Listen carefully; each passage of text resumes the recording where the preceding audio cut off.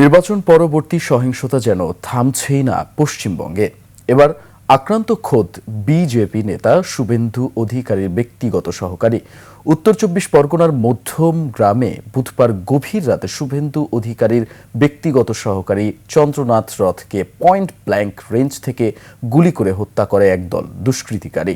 বিস্তারিত নাইম আহমেদের ডেস্ক রিপোর্টে।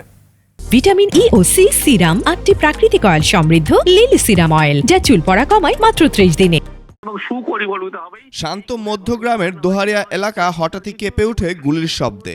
বুধবার গভীর রাতে যখন চারপাশ নিস্তব্ধ, ঠিক তখনই একদল বাইক আরোহী দুষ্কৃতকারী মেদিনীপুরের শুভেন্দু অধিকারীর ব্যক্তিগত সহকারীর চন্দ্রনাথ রায়কে গুলি করে হত্যা করে।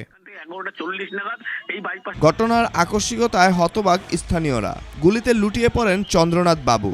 শুধু তিনি নন, গাড়িতে থাকা আরও এক যুবক গুলিবিদ্ধ হয়ে বর্তমানে মৃত্যুর সাথে পাঞ্জা লড়ছেন হাসপাতালে। পেশায় প্রাক্তন বায়ুসেনা কর্মী চন্দ্রনাথ অবসরের পর থেকে শুভেন্দু অধিকারীর ছায়াসঙ্গী হিসেবে পরিচিত ছিলেন।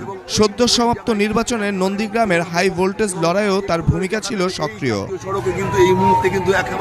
খবর পেয়েই বেসরকারি হাসপাতালে ছুটে যান শুভেন্দু অধিকারী। সেখানে কান্নায় ভেঙে পড়েন তার সহযোগীরা। ঘটনার পর থেকেই মধ্যমগ্রাম ও সংলগ্ন এলাকায় মোতায়েন করা হয়েছে আইনশৃঙ্খলা বাহিনী। তবে থমথমে ভাব কাটেনি। এই খুনের ঘটনায় রাজনৈতিক চাপের মুখে পড়েছে প্রশাসন। ফলাফল ঘোষণার পর থেকে রাজ্য জুড়ে হিংসায় ঝরেছে একাধিক প্রাণ, ঘরছাড়া কয়েক হাজার কর্মী।